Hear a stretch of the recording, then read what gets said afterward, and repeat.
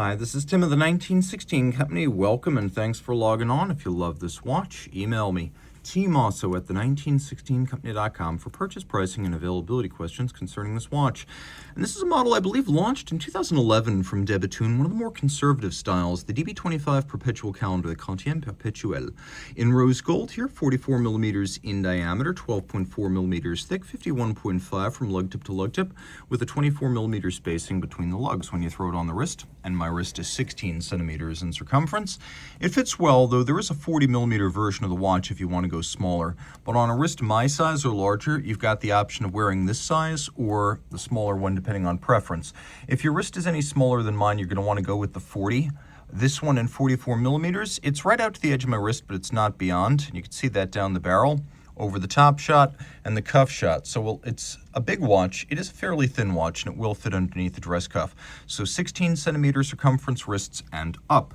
You can see here the strap is large, rectangular, symmetrical scale alligator leather, a matte finish, a little bit of a distressed grain in medium blue. You can see sheer cut sides, a monotone stitch. The edges have been lacquered for refinement. It is a watch box by Jean Rousseau, but you know what? Jean Rousseau makes the OEM straps for de Bethune. So this is a roundabout way of getting a Jean Rousseau strap, the OEM manufacturer, albeit by Watchbox, which I guess makes this a vintage strap because they will be making no more of those.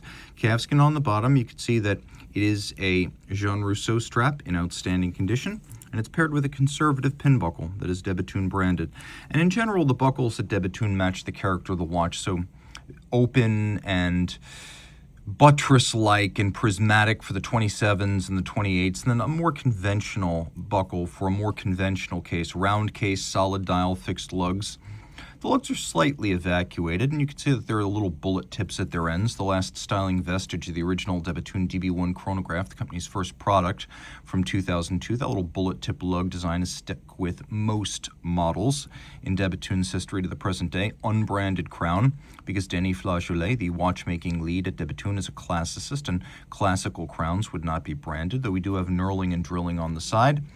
Taking a quick look, many little pusher adjusters to correct the calendar, though it should be mentioned that there is a quick set mechanism for adjusting the date and the month.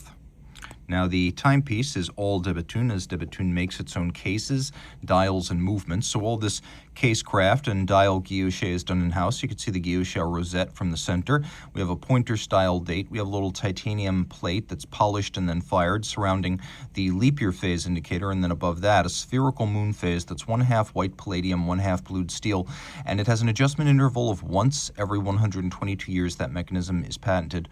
We have a day, date, month, perpetual calendar. Again, this little shaded window changes color for the leap year. The dial is very subtly printed blue on white, so it's silver white. We have this toroidal outer track that has a knurling on its edge, and then everything's printed blue. So we've got a chemin de fer for our minutes to be read, and then we've got a watchmaker's Roman numeral 4 right there. You can also see how the hands have been rolled so that they clear the moon phase, and you probably have a better sense of its three-dimensional qualities when you view from this angle. And of course, being a perpetual calendar, does not need to be corrected until the year 2100. Out back, we have a version of the de Bethune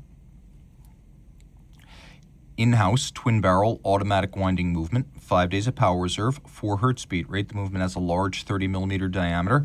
We have a precious metal mass and a fired blue titanium rotor with 4 different shock protection springs with anti-friction jewels set into them.